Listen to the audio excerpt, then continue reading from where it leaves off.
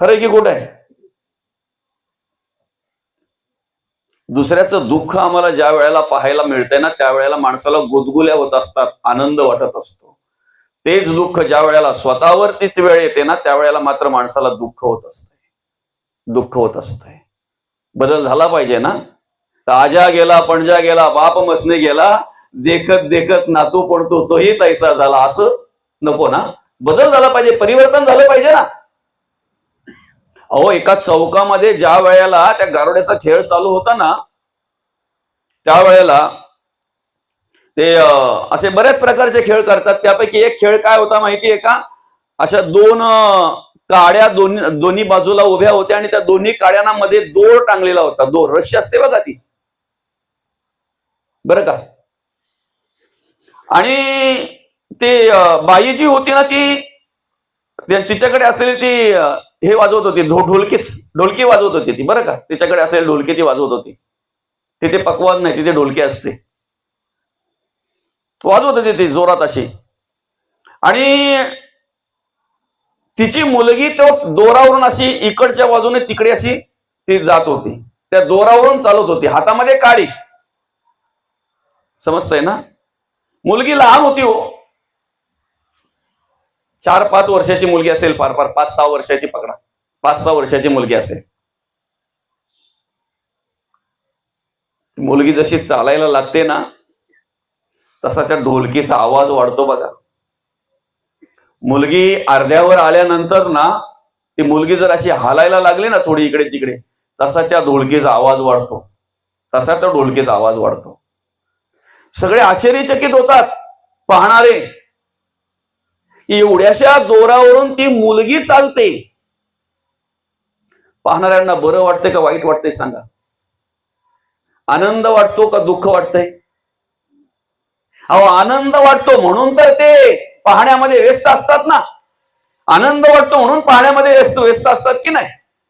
आता ज्या वेळेला ह्या बाजूशी त्या बाजूला ती मुलगी गेली ना, त्यावेळेला त्या आईचं ते वाजवणं पण बंद झालं, तिथे वाजवणं बंद झालं आणि असा श्वास सोडल्यासारखं झालं त्या आईने तिथे, बरं का. सगळ्यांनी टाळ्या वाजवल्या, पण त्या टाळ्या वाजवणाऱ्यांमध्ये एकाच्या हाताला लहान मूल होतं. तो माणूस त्या बाईजवळ आला आणि तिला एक 10-20 रुपये देत विनंती करायला लागला, मला पुन्हा एकदा बघायचंय, माझं हे लहान मूल आहे ना, यालाही परत पाहायचंय, मलाही परत पाहायचंय, मलाही परत पाहायचंय. ते काय 10-20 रुपये त्याचे होते ना, त्याला हात नाही घातला त्या बाईने. ती बाई त्याचं निरीक्षण करायला लागली, त्याच्याकडे पाहायला लागली आणि निरीक्षण करता करता काय म्हणते माहितीये का? परत पाहायचंय तुम्हाला? हो म्हणे, मला परत पाहायचंय. हे 20 रुपये तुमचे आहेत ना, हे तुमच्याकडेच ठेवा. मला जे जमा झालेत ना, त्यातले 50 तुम्हाला देतोय. मला जे जमा झालेत ना, त्यातले 50 तुम्हाला देतोय. फक्त माझ्या मुलीच्या ऐवजी तुमचं मूल द्या, दोरावरून चालायला. देईल का तो माणूस? देईल? अहो, ती माय माऊली ज्या वेळेला पोटा पाण्यासाठी त्या मुलाकडून ते खेळ करून घेते ना, ऐका, जेव्हा ते मूल ह्या बाजूशी त्या बाजूला जायला निघतंय ना, तुम्हाला ढोलकीचा आवाज जोरात जसा वाजतोय ना, यायला लागतोय ना, जसं तिला ते वाटतंय ना, मूल पडतंय की काय, खरं तर त्या ठिकाणी ती त्या भिलेल्या धाकामध्ये तेवढ्या जोरात ती ढोलकी वाजवत असते. आणि ज्या वेळेला ते पोचतंय ना अलीकडून पलीकडे, त्यावेळेला ढोलकीचा आवाजही बंद होतोय आणि शोटकेचा श्वास सोडते. ती माई माऊली बिचारी पोचली एकदाची, किंवा पोचला एकदाचा तो.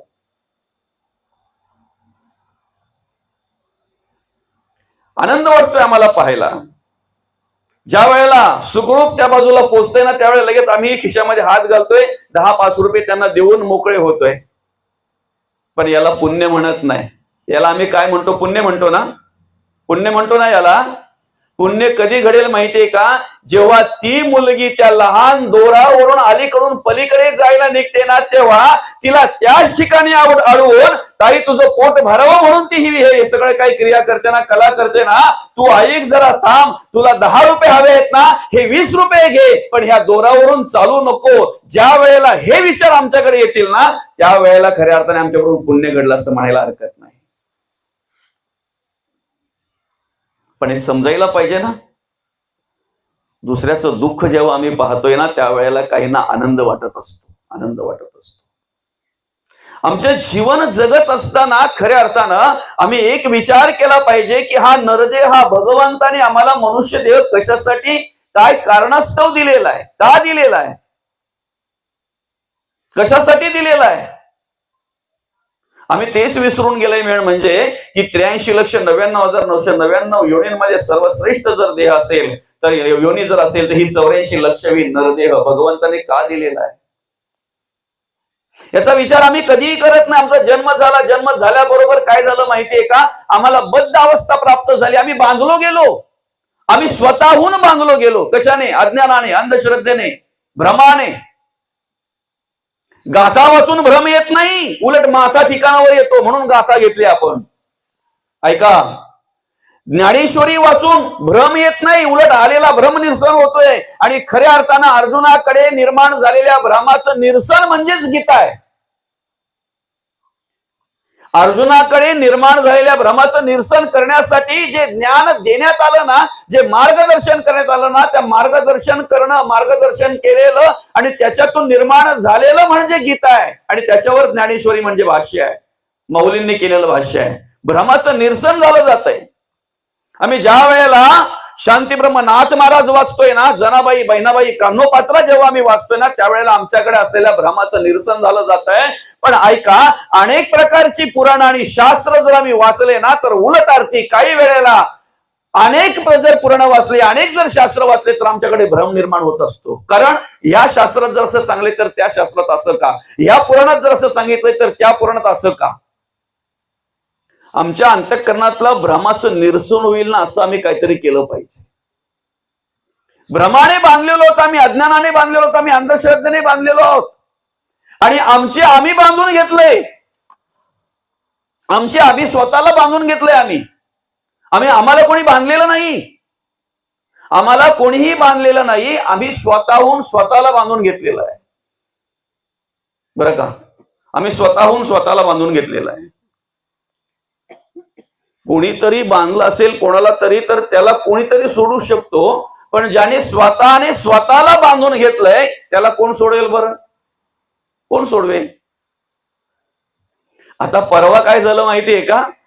एक कुत्रा काहीतरी ते खायला गेला असेल, किंवा त्याला एखाद्या त्या प्लास्टिकच्या बरणीमध्ये असा गंध आला असेल कुठल्या तरी एखाद्या पदार्थाचा, म्हणून त्याने ते प्लास्टिकच्या बरणीमध्ये डोकं टाकलं असेल, पण त्या प्लास्टिकच्या बरणीमध्ये त्याचं डोकं अडकलं गेलं. बरं का माऊली? आता बरणी प्लास्टिकच्या असल्यामुळे त्याला कदाचित पुढचं दिसत असेल, पण ते असं वेड्यासारखं पळायला लागलं, कारण श्वास घ्यायलाही त्याला त्रास होत असेल. ती बरणी पण मानेला अशी आई अडकलेली, पूर्णपणे वेड्यासारखं इकडे तिकडे पळत होतं. ते कुठेही जायचं, कुठेही धडकायचं, कुठेही पडायचं, जराही थांबत नव्हतं, नुसतं पळत होतं, नुसतं पळत होतं. म्हणजे ते प्रयत्न करत होतं त्या बरणीतून डोकं काढण्यासाठी, पण ते स्वतःहून अडकलंय ना. कोणी अडकवलंय का त्याला? बरं, कशाच्या लालचने अडकलंय? ते काहीतरी मिळेल ह्या लालचेने अडकलं ना ते. माणूस सुद्धा आज अनेक गोष्टींमध्ये जो गुंतलेला आहे, अडकलेला आहे, त्याला कोणी अडकवलेला नाही, त्याला कोणी गुंतवलेला नाही, स्वतःहून अडकलेला आहे तो, स्वतःहून गुंतलेला आहे, स्वतःहून गुंतलेला आहे. आता ठीक आहे, 7-8 जणांनी बघितल्यानंतर त्याला पकडलं, त्या कुत्र्याला. ती बरणी प्लास्टिकची होती म्हणून एक्सो ब्लेड घेऊन कापली तिला. ऐकताय ना? कापल्यानंतर त्या कुत्र्याच्या डोक्यातून ती बरणी काढल्यानंतर ते मोकळा झाला आणि खूप पळत तो गेला बिचारा. त्याला आनंद वाटला असेल. ठीक आहे, 7-8 जणांना त्यांना त्याची कीव आली, त्याच्यामुळे जरा वाटलं, त्यांना जाणीव झाली, म्हणून त्यांनी त्याला पकडून ना त्याला मोकळं केलं. आता सकाळी सोशल मीडियाला एक व्हिडिओ बघितली. एका सोसायटीमध्ये बिबट्याच्या डोक्यात स्टीलचा हांडा गुंतला होता. स्टीलच्या हांड्यामध्ये तो काहीतरी बघायला गेला असेल, पाणी प्यायला किंवा काही, त्याचं ते हांड्यामध्ये ते डोकं अडकलं गेलं. तिकडे कुत्रा होता म्हणून ठीक आहे, लोकांनी पकडला तरी, त्याला काढलं तरी, 100 ब्लेडने कापलं तरी. इथे एकतर स्टीलचा हांडा आहे आणि अडकलंय तो कोण आहे? ज्याच्या डोक्यात अडकलंय तो कोण आहे? कोणीतरी काढायचा प्रयत्न करेल का? कोणीतरी काढायचा प्रयत्न करेल का? कारण जो प्रयत्न करेल तो, त्याला माहिती आहे जेव्हा हा हांडा बाजूला होईल ना, तेव्हा पहिला नाश्ता म्हणून मीच जाईल. माणूस अशाच प्रकारे स्वतःहून गुंतलेला आहे, स्वतःहून अडकलेला आहे, स्वतःहून बद्ध अवस्थेला प्राप्त झालेला आहे. पण आजही समाजामध्ये अशी काही माणसं पाहायला मिळतात की जी बांधलेली आहेत ना, बद्ध झालेली आहेत ना, त्यांना मोकळं तरी कसं करायचं, त्यांना सोडवायचं तरी कसं. बरं, एखादा संसारिक आहे, एखादा अज्ञानी आहे, त्याला आपण सांगू शकतो, शिकवू शकतो, त्याला सोडवण्याचा प्रयत्न आपण करू शकतो. पण असे कितीतरी आहेत स्वतःला ज्ञानी समजणारे, स्वतःला पंडित समजणारे, पण अज्ञानाधीन आहेत, अंधश्रद्धेअधीन आहेत, भ्रमाच्या अधीन आहेत. यांना कोण सोडवेल बरं? जो सोडवायला जाईल तो नाश्त्यावरी जाईल ना. जो सोडवायला जाईल ना, त्याला उलटे सुलटे प्रश्न करून बरोबर गुंतवतात ते, आणि त्यांचंच खरं म्हणून ते मिरवत असतात. संसारिक मनुष्य जो आहे ना, एखादा अज्ञानी मनुष्य जो आहे ना, ज्याला काही कळत नाही ना, अशा माणसाला सोडवणं सोपं आहे, अशा माणसाला शिकवणं सोपं आहे. पण मी शहाणा आहे असं समजणाऱ्या माणसाला कठीण आहे ना, समजवणं कठीण आहे ना. आणि म्हणून मग आम्ही काय केलं पाहिजे माहितीये का? खऱ्या अर्थानं तो भ्रम जो आहे ना, ते अज्ञान जे आहे ना, ते आमच्याकडचं नष्ट करायचं असेल तर जगद्गुरु तुकोबा पहिल्या चरणामध्ये आम्हाला म्हणतायत, आली या संसारा पहिले उठा. ज्या अर्थी उठा म्हटलंय ना जगद्गुरु तुकोबांनी, त्या अर्थी आम्ही निद्रिस्त आहोत. कसली झोप आहे रे आम्हाला? विषयांची झोप आहे, वासनेची झोप आहे, अज्ञानाची झोप आहे, अंधश्रद्धेची झोप आहे, देहबुद्धीची झोप आहे. आम्ही माये अधीन झालेलो आहोत, मायेची झोप आहे. आणि तसं जर पाहायला गेलं, आपण जर विचार केला तर बघा, जो खरा झोपलेला आहे ना, त्याला उठवणं सोपं आहे बरं का. जो प्रत्यक्षात झोपलेला आहे ना, त्याला उठवणं सोपं आहे. पण ज्याने झोपेचा सोंग घेतलाय ना, त्याला कोण उठवू शकतो बरं? ज्याने झोपेचा सोंग घेतलाय त्याला कोण उठवू शकतो? आणि म्हणून मग जगद्गुरु तुकोबा म्हणतायत, अज्ञानामध्ये झोपलेले आहेत, अज्ञानाची निद्रा आहे, अंधश्रद्धेची निद्रा आहे, भ्रमाची निद्रा आहे. ह्या निद्रेचं निरसन झालं पाहिजे. उठा, काय करा? आली या संसारा उठा, वेग करा. संसार करायचंय, संसार टाकून कसा चालेल? चालेल का टाकून? ऋणानुबंधाच्या गाठी आहेत ना, ऋण फेडण्यासाठी हा नरदे आम्हाला दिलेला ना भगवंताने. ज्या आई वडिलांचे ऋण ज्या मुलावर आहेत ना, तोच मुलगा त्यांच्या पोटी जन्माला आलेला आहे. ज्या मुलाचे ऋण आई वडिलांवर आहेत ना, तोच मुलगा त्यांच्या पोटी जन्माला आलेला आहे. ज्या बाईचे ऋण आपल्यावर आहेत ना, तीच बाई आपल्याला मिळालेली आहे, प्राप्त झालेली आहे. ज्या घराचे ऋण, देशाचे ऋण, देवाचे ऋण, समाजाचे, कुटुंबाचे ऋण आपल्यावर आहेत ना, त्याच कुटुंबामध्ये, त्याच समाजामध्ये आणि त्याच घरामध्ये आपण जन्माला आलेलो आहोत. जर ऋणानुबंधाच्या गाठी आहेत, ऋण जर फेडायचे तर आम्ही कर्म केली पाहिजेत. कर्म केलीच पाहिजेत, कर्म केलीच पाहिजे. मुलगा जर बापाने सांगेल त्याप्रमाणे वागत असेल तर बापालाही आनंद वाटतो त्या मुलाचा. बापाच्या बुद्धीप्रमाणे, बापाच्या विचाराप्रमाणे जर मुलगा कर्म करत असेल, कार्य करत असेल तर बापालाही आनंद वाटतो ना. पण बापाच्या मनाविरुद्ध जर मुलगा वागत असेल तर बापाला वाटतंय का? आवडतंय का? ते चांगलं वाटतंय का? आईच्या म्हणण्याप्रमाणे जर मुलगी वागत असेल, जगत असेल तर ती आईला आवडते. पण आईच्या मनाविरुद्ध जर मुलगी वागत असेल तर कुठल्याच बापाला असं वाटत नाही की माझ्या मुलाने वाईट कर्म करावी, माझ्या मुलाने वाईट मार्गाला जावं, माझ्या मुलाने बर्बाद व्हावं. कुठल्याच बापाला असं वाटत नाही की माझ्या मुलाने माझ्या घराचं स्मशान करावं. कुठल्याच आईला असं वाटत नाही की माझ्या मुलीने वेडवाकडं पाऊल टाकावं, माझ्या मुलीने वेडीवाकडी कर्म करावीत. कुठल्याच आईला असं वाटत नाही. प्रत्येक आई वडिलांना असं वाटत असतंय आमच्या मुलांनी अशा प्रकारे जगावं, अशा प्रकारे वागावं की त्यांच्या कर्माचा स्वाभिमान आम्हाला वाटला पाहिजे, त्यांच्या जगण्या वागण्याचा स्वाभिमान आम्हाला वाटला पाहिजे. संसार करायचंय, करू नये असं नाही, पण त्या संसारामध्ये असताना आमच्या वाट्याला आलेली कर्म आम्ही प्रामाणिकपणे केली पाहिजेत. अर्थात सुनेचा अधिकार आहे सासू सासऱ्याची सेवा करणं, पण त्या ठिकाणी सासू सासरे नसून माझे आई वडील म्हणून जर बघितलं तर खरी सेवा घडल्याशिवाय राहणार नाही. पण सासू सासऱ्याचाही अधिकार आहे, माझी सून नाही, सून नसून माझी मुलगी म्हणून जर तिच्याकडे बघितलं, तिला जर प्रेम दिलं, तिला जर जीव लावला, तर खऱ्या अर्थानं आपल्या वाट्याला आलेली कर्म प्रामाणिकपणे घडल्याशिवाय राहणार नाही. आणि ती कर्म करणं म्हणजे धर्म आहे. आलिया संसारा, तसं जर पाहायला गेलं तर संसारामध्ये सुरुवातीलाही दुःख आहे आणि शेवटीही दुःखच आहे. सुरुवात कशी आहे संसाराची? संसार म्हणजे दुःखाचं मूल सांगितलेलं आहे, दुःखाचं मूल, बरं का. पण आम्ही जरी दुःखाचं मूल असेल ना, जरी आम्हाला त्रास होत असेल तरी ते केलं पाहिजे. कारण ज्या मुलांना आम्ही जन्माला घातलेलं आहे ना, त्यांचं संगोपन करणं आमचं कर्तव्य आहे. ज्या आई वडिलांनी आम्हाला जन्माला घातलंय ना, त्यांचा आधार म्हणून त्या ठिकाणी त्यांना सांभाळणं आमचं कर्तव्य आहे. ज्या बाईने आमच्यासाठी संपूर्ण जग सोडले ना, आवडी निवडी सोडले, आई वडील सोडले, घरदार सोडलं, स्वतःचं नावही सोडलं, आमच्या नावाला साजेसं नाव लावलं, तिच्या आशा अपेक्षा पूर्ण करणं आमचं कर्तव्य आहे ना. ते केलंच पाहिजे, ती कर्म आमच्याकडून घडलीच पाहिजेत. पण ती कर्म घडली तर मग तो धर्म आमच्याकडून घडतो, तो धर्म आमच्याकडून घडतो. काय केलं पाहिजे? संसारामध्ये आलोय ना, आली या संसारा, फक्त काय करा, निद्रेत राहू नका, झोपेत राहू नका. उठा, वेग करा. वेग का करा?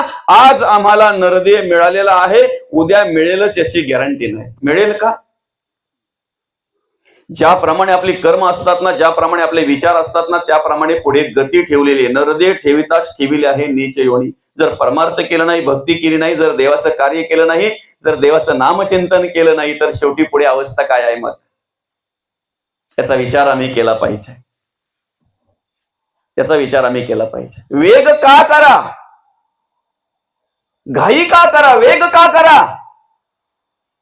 आज रात्री जर झोपण्यासाठी आम्ही डोळे मिटले ना, तर उद्याचा उगवता सूर्य आम्ही पाहणारच, ठामपणे सांगू शकत नाही. सांगू शकतो आपण? अहो, बोलता बोलता आज माणसं जात आहेत, बोलता चालता माणसं जात आहेत, धडधाकट माणसं आज आमच्यातून निघून जात आहेत, तरुण मुलं आमच्यातून निघून जात आहेत, तरुण मुली आमच्यातून निघून जात आहेत. पूर्वी जर पाहायला गेलं तर वृद्ध माणसं अधिक करून जायची, अधिक करून जाताना वृद्ध व्हायची तेव्हा जायची, आणि वृद्ध माणसंच अधिक करून जाताना पाहायला मिळायची. आता रोज कुठे ना कुठे ऐकायला मिळते, 25 वर्षाचा तरुण गेला, 30 वर्षाचा तरुण गेला, 25 वर्षाची तरुण गेली, 22 वर्षाची तरुण गेली, 30 वर्षाचा तरुण गेला, 40 वर्षाचा तरुण गेला, रोजच कुठे ना कुठे. कोणत्या वेळेला कधी काय वेळ येईल ते सांगू शकत नाही. म्हणून वेग करा. का? देह हे काळाचे. ज्या देहाच्या बळावर आम्ही कार्य करतो ना, ज्या देहाच्या बळावर आम्ही सगळं काही करत असतो ना, ज्या देहाचा स्वाभिमान आम्हाला वाटतोय की नाही, जो देह सुद्धा आमचा आम्हाला वाटतोय की नाही, तो देह सुद्धा आमचा नाहीये. कोणाचा आहे? देह हे काळाचे, धन कुबेराचे. येथे मनुष्याचे काय आहे? आमचं काय आहे इथे?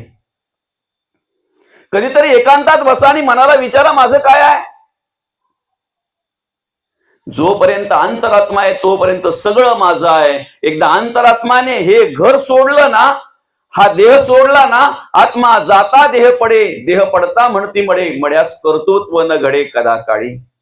एकदा अंतरात्मा निघून गेला की आम्ही कुठल्याही प्रकारे आमचं कार्य करू शकत नाही. खरं तर आमचं काहीच नाही तेव्हा माहिती होत आहे, आमचं काहीच नाही तेव्हा माहिती होत आहे. कोण कुणाचा पिता जगी या माता ही कवणाची, कन्या पुत्र ही नसती आपुले भार्या तर परक्याकडची. बंधू भगिनी सगळे सोयरे आप्त इष्ट संपत्तीची, कोणी नसे या जगी आपुले धरी कासतू धर्माची. म्हणून म्हटलेले नाही, कुणाचे कोणी तुझे नव्हे रे, कोणी अंती जाशील एकला रे प्राण्या माझे माझे म्हणून. बंधू कुणाची, बहीण कुणाची, कोण कुणाचे, सगळे सोयरे मेल्या पाठी सर्वच राहील, तुटतील धागे दोरे प्राण्या मायेचा बाजार. 2 दिवसाची तुझी जवानी नाही पुढे टिकणार रे, वृद्धपण येता जवळी वैद्य काय करणार, प्राण्या मायेचा बाजार. दादा, मायेचा बाजार भरलेला आहे. जोपर्यंत सगळ्यांच्या आशा अपेक्षा पूर्ण होतात तोपर्यंत सगळ्यांचं जीव, सगळ्यांचं प्रेम ओसंडून वाहत असतंय. पण एकदा काय मनाविरुद्ध झालं ना की त्याच वेळेला ते प्रेम आटल्याशिवाय राहत नाही. त्याच वेळेला तीच आपल्या जवळची माणसं दूर गेलेली आपल्याला पाहायला मिळतात. एक दृष्टांत देत असताना त्या ठिकाणी काय म्हटलेलं आहे माहितीये का? दुपारच्या वेळेला जेव्हा आम्ही एखाद्या रस्त्यामध्ये जात असतो ना त्यावेळेला सूर्य आमच्या डोक्यावर आलेला असतो, आणि ज्या वेळेला सूर्य डोक्यावर आलेला असतो त्यावेळेला आम्ही दुपारच्या वेळेला रस्त्यातून जात असतो ना त्यावेळेला आमचीच सावली आम्हाला सोडत नाही. सोडते का? दुपारच्या वेळेला जेव्हा सूर्य माथ्यावर असताना आम्ही एखाद्या रस्त्यातून जात असतो त्यावेळेला आमचीच सावली आम्हाला सोडत नाही. पण ऐका ना, दुपारच्या वेळेला आमचीच आम्हाला न सोडणारी सावली संध्याकाळच्या वेळेला मात्र एवढी दूर जाते, एवढी लांब जाते, आमची आम्हाला कळत नाही, आमची आम्हाला सावली कळत नाही. ऐशी ही सृष्टीची चाली, संपत्ती दुपारची सावली, वैसा तरी निघून गेली हळूहळू. ऐका ना, जीवनामध्ये संपत्ती ही त्याचप्रमाणे आहे, जीवनामध्ये प्राप्त झालेली संपत्ती ही त्याचप्रमाणे आहे. कित्येक गरीबाची श्रीमंत झालेली माणसं आज आपण पाहतोय, पण कित्येक श्रीमंताचे गरीब झालेलीही पाहायला मिळतात ना. आपलं वयही त्याचप्रमाणे आहे, आपलं आयुष्यही त्याचप्रमाणे. किती थांबवण्याचा प्रयत्न केला, थांबेल का? मला लाख वाटतंय मी शेवटपर्यंत 25 वर्षाचाच दिसावा. शक्य आहे का? इथे बसलेल्यांपैकी म्हातारा कोणाला व्हावं असं वाटतंय? बसलेल्यांपैकी म्हातारा कोणाला व्हावं असं वाटतंय? पण झाल्याशिवाय राहणार आहेत का?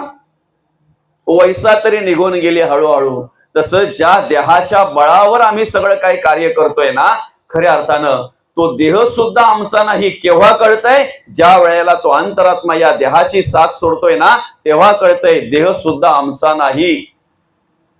तुझे तुझं नव्हे हे शरीर, तो इतरांचा काय विचार, मग आता भगवंत साचार धरी भावार्थ बळे. आईच्या गर्भात आधी तो देव आला, नंतर शरीराची निर्मिती झाली, किंवा शरीराला सुरुवात झाली निर्माण व्हायला. आधी देव आला. सृष्टीच्या आधी सुद्धा सृष्टी निर्माण होण्याच्या आधी देव आला, नंतर सर्व सृष्टीची निर्मिती आहे. मग सृष्टी निर्माण केलंय ज्याने, त्या निर्माण केलेल्या वस्तूला मागण्यापेक्षा जो निर्माता आहे ना त्याला मागा ना. त्याला जर मागितलं ना तर निश्चित सगळं आपलंच आहे. त्याला जर मागितलं तर निश्चित सगळं आपलंच आहे, कारण ज्याला मागतोय त्याचं सगळं आहे ना, त्याचं सगळं आहे ना. कारण देता देवविता, नेता नेवविता, येथे याची सत्ता काय आहे? सगळी सत्ता त्या देवाची आहे, सगळी सत्ता त्या परब्रह्माची आहे. जन्माला घालणं अधिकार त्याचा आहे, त्याने जन्माला घातलेला आहे.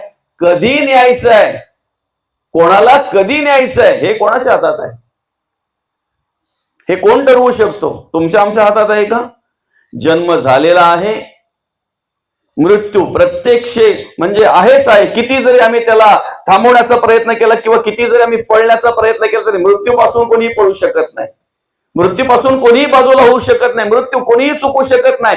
जन्म झालेला आहे, मृत्यू 100% सत्य आहे, जावंच लागणार आहे. फक्त त्याच्या आधी आम्ही काय केलं पाहिजे माहितीये का? तो शेवटचा दिवस येण्याच्या आधी, तो मृत्यू येण्याच्या आधी आम्ही काय केलं पाहिजे? जागे झालो पाहिजे.